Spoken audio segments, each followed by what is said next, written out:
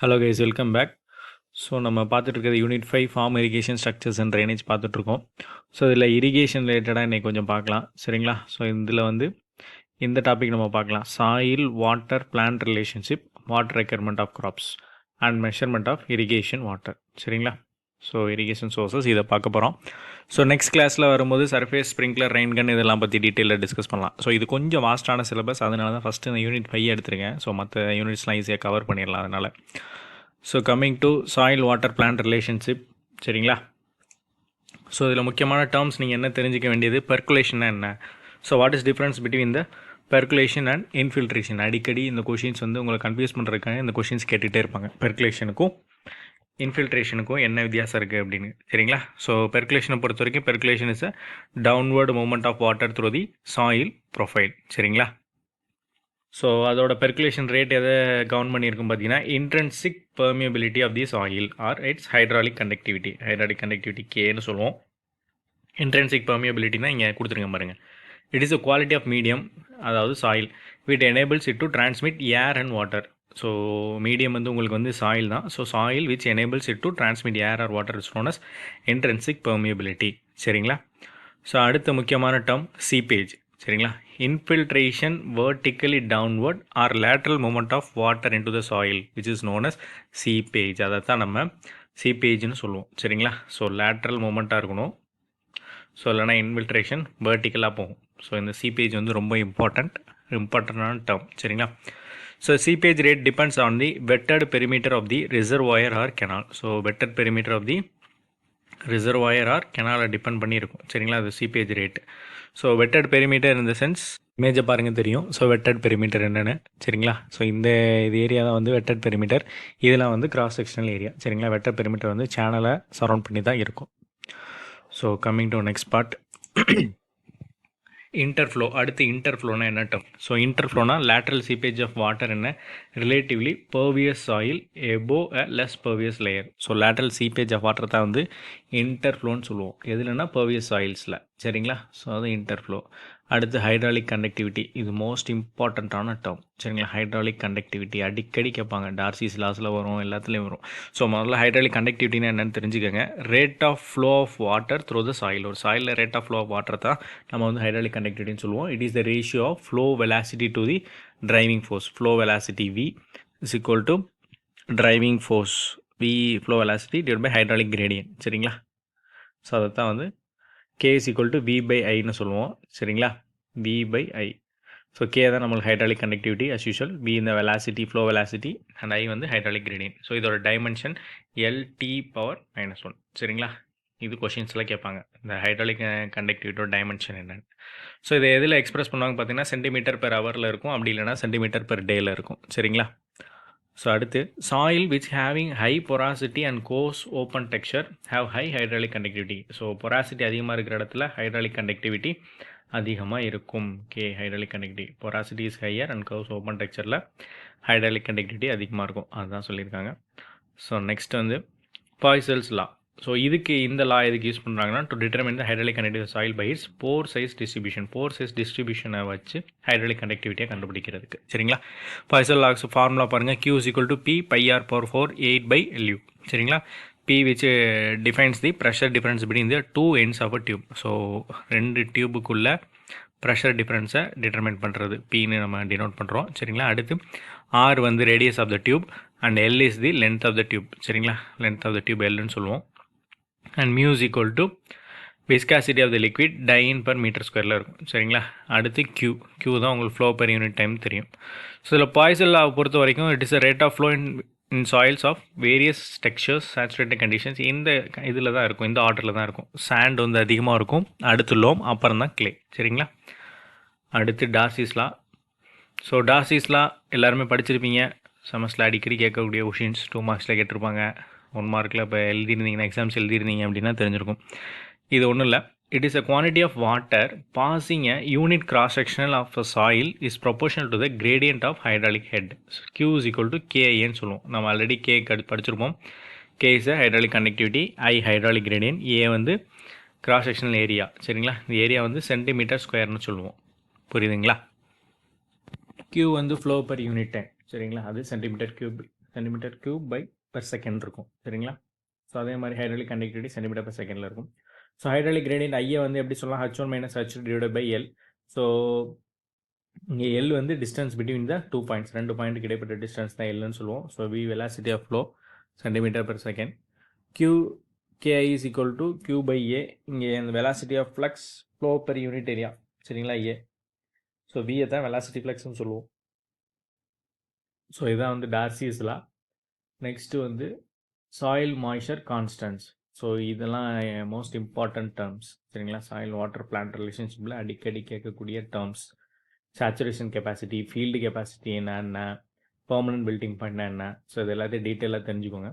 So saturation capacity. So saturation கெப்பாசிட்டினா என்ன, when all the pores of soil filled with water. So ஒரு soil இருக்குது சரிங்களா, இதெல்லாம் போர்ஸ். ஒரு சாயிலில் வந்து போர்ஸ் நிறையா இருக்கும் சரிங்களா. ஸோ இதில் எல்லா போர்ஸும் வாட்டரெல்லாம் ஃபில் பண்ணியிருந்தா அது செட் டு பி சேச்சுரேஷன் கெப்பாசிட்டின்னு சொல்லுவோம். இல்லைனா அந்த சாயிலோட மேக்ஸிமம் வாட்டர் ஹோல்டிங் கெப்பாசிட்டி சரிங்களா. இதுதான் இந்த டேர்ம் தான் maximum water holding. when all pores of soil filled with water, எல்லாம் ஃபில் ஆகிடுச்சா மேக்ஸிமம் வாட்டர் ஹோல்டிங் கெப்பாசிட்டின்னு சொல்லுவோம். ஸோ அந்த tension at saturation capacity, tension என்ன எவ்வளோ இருக்குன்னு பார்த்தீங்கன்னா 0. டென்ஷன் அட் சேச்சுரேஷன் கெப்பாசிட்டியில் 0வாக இருக்கும் சரிங்களா. ஏன்னா எல்லா போர்ஸ்லையும் வாட்டர் வந்து ஃபில் ஆகிருக்கும். ஸோ அடுத்து coming to field capacity. Field கெப்பாசிட்டினா என்னென்னா, ஸோ ஃபீல்டு கெப்பாசிட்டி என்ன, மாய்ச்சர் கண்டென்ட் இந்த டேர்ம் தான் moisture content after the drainage of gravitational water. So வாட்டரில் உங்களுக்கு தெரியும் கிராவிடேஷனல் வாட்டர் வந்து கீழே ட்ரைன் ஆயிடும் சரிங்களா.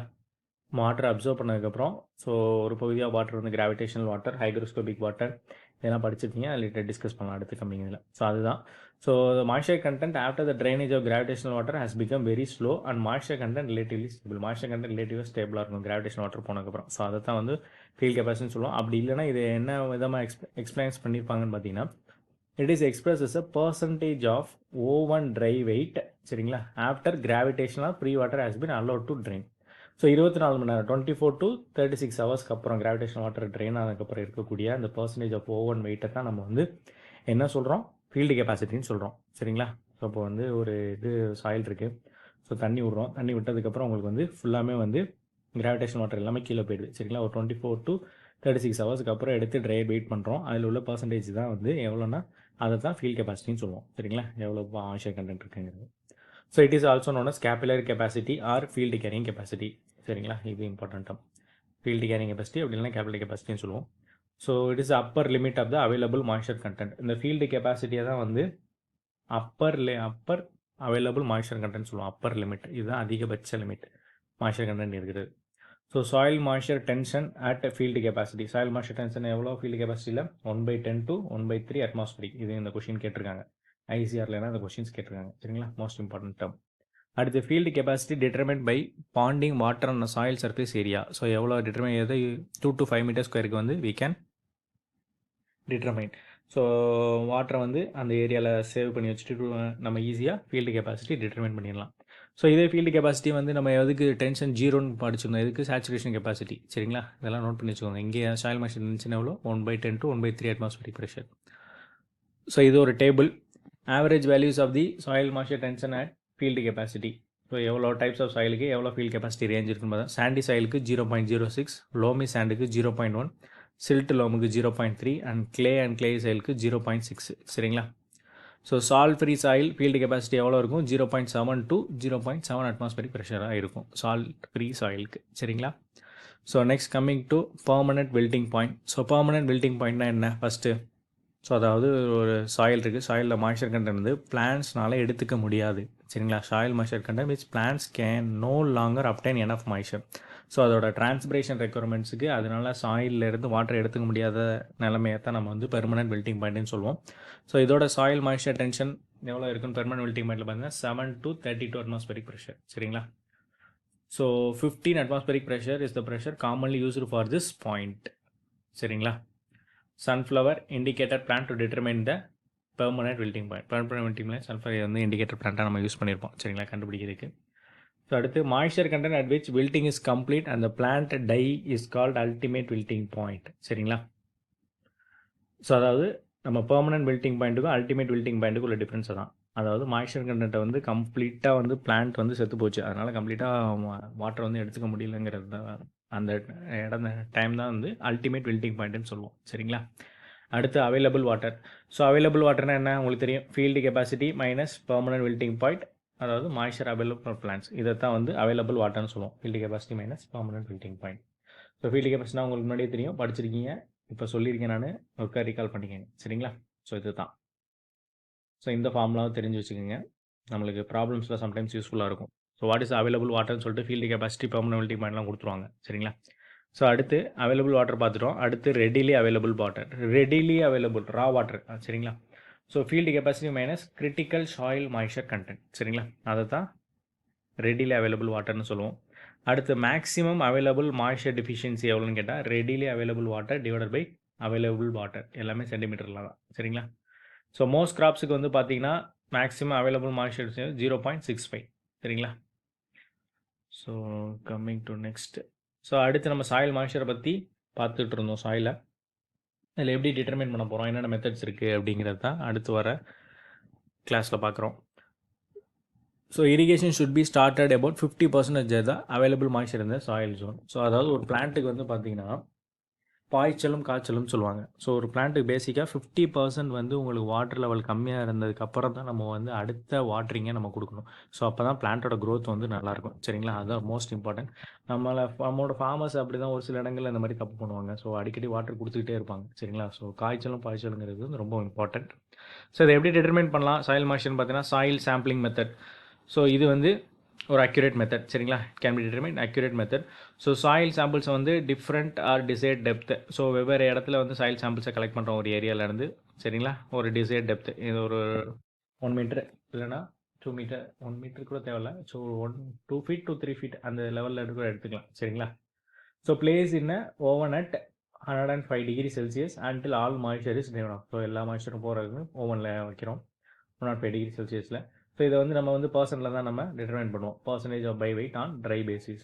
So apparent specific gravity is equal to weight of dry soil including pore space, ரொம்ப இம்பார்ட்டண்ட், including pore space, weight of dry soil divide by volume of water. அதை தான் வந்து அப்பேரண்ட் ஸ்பெசிஃபிக் கிராவிட்டின்னு சொல்லுவோம். சரிங்களா? இது ப்ராப்ளம் வரையில் பார்ப்பீங்க. அடுத்து சாயில் மாய்ஸ்சர் மெஷரிங் இன்ஸ்ட்ருமெண்ட்ஸ். என்னென்ன இன்ஸ்ட்ருமெண்ட்ஸ் யூஸ் பண்ணுவோம் சாயில் மாய்ஸ்சர் மெஷர் பண்ணுறதுக்கு பார்த்தீங்கன்னா tensiometer, electrical resistance measuring device, neutron moisture meter. சரிங்களா? ஸோ டென்சியோமீட்டர் பொறுத்த வரைக்கும் it is a partial vacuum, it is created in a closed chamber. உங்களுக்கு tensiometer image காட்டுறேன். when water moves out through a porous ceramic cup to the surrounding soil. So ceramic கப்லேருந்து surrounding சாயிலுக்கு move ஆகிடும். சரிங்களா? So the cup is filled with water when soil is not saturated. Water moves from the cub to the soil. So அதாவது கப்பில் இருந்து சாயிலுக்கு move ஆகும். So water level வந்து உங்களுக்கு இங்கே இல்லை அப்படிங்கிற பட்சத்தில். ஸோ இதில் எவ்வளோ கீழே போகுது அப்படிங்கிறத வச்சு தான் we can determine the soil moisture. சரிங்களா? So increase in soil water content reduces tension and lowers the gauge reading. புரியுதா? சாயில் வாட்டர் கண்டென்ட் இன்க்ரீஸ் ஆகல உங்களுக்கு டென்ஷன் கம்மியாயிரும், அப்புறம் காஜ் ரீடிங் கம்மியாயிரும். So any increase in tension when soil dries causes gauge reading to increase. Soil dry ஆகல, gauge reading வந்து increase ஆக ஆரம்பிச்சிடும். ஸோ ஜென்ரலி பார்த்தீங்கன்னா இந்த டென்சியோமீட்டர் வந்து it is limited to below 1 atmospheric pressure. சரிங்களா? அடுத்து useful limit of most tensiometer is 0.85 atmospheric pressure. So measurements, இதோட மெஷர்மெண்ட்ஸ் எதுக்கு, எப்போ இரிகேட் பண்ணலாம், ஸோ எவ்வளோ வாட்டர் வந்து அப்ளை பண்ணலாம் அப்படிங்கிறதுக்கு we can யூஸ் இட். சரிங்களா? டென்சியோமீட்டர் வந்து ஒரு நல்லதாக இருக்கும். ஸோ இது எந்தெந்த சாயிலுக்கு பெஸ்ட்டு சூட்டபுளாக இருக்குன்னு பார்த்தீங்கன்னா சாண்டி அண்ட் சாண்டி லோம் சாயில்ஸ்க்கு. கிளே சாயிலுக்கு இது வந்து சூட்டபுள் ஆகாது, ஏன்னா அதுக்கு ஹை டென்ஷன் இருக்கும், டியூ டு ஹை டென்ஷன். சரிங்களா? So tensiometer is used for mostly sandy and sandy loam soils. So when air enters the tensiometer measurements are not reliable. Air மட்டும் என்டர் ஆகாமல் பார்த்துக்கணும் டென்சியோமீட்டரில். சரிங்களா? உங்களுக்கு டென்சியோமீட்டர் இமேஜ் காட்டுறேன். So இதுதான் வந்து பார்த்தீங்கன்னா சாயில் மாய்ஸ்சர் டென்சியோமீட்டர். சரிங்களா? Soil measurement. ஸோ இதுதான் உங்களுக்கு போரஸ் கப். சரிங்களா? இல்லை வாட்டர் ஃபில்லாக இருக்கும், இங்கேருந்து இது ஈக்குலிபிரியம் மூலிமா இங்கே ரீச் ஆகும், இங்கே மாய்ஸ்சர் கண்டென்ட் கம்மியாகவே இல்லை. ஸோ அப்போ காஜ் ரீடிங்லாம் உங்களுக்கு ஆரம்பிச்சிடும். சரிங்களா? ஸோ இது தான் நம்ம டென்சியோமீட்டர்னு சொல்லுவோம். ஸோ இதில் தெரிஞ்சிக்க வேண்டியது அட்மாஸ்பரிக் ப்ரெஷர் இதெல்லாம் தான். சரிங்களா? 0.85 atmospheric pressure, it is limited to 1 atmospheric pressure. எந்த சாயிலுக்கு சூட்டபிள் ஆகும் ஆகக்கூடாது அப்படிங்கிறது. ஸோ அடுத்து வர்றதை நெக்ஸ்ட் கிளாஸில் டிஸ்கஸ் பண்ணுவோம். ஸோ பிடிச்சிருந்தா லைக் பண்ணுங்கள். தேங்க்யூ ஃபார் வாட்சிங் மை வீடியோஸ்.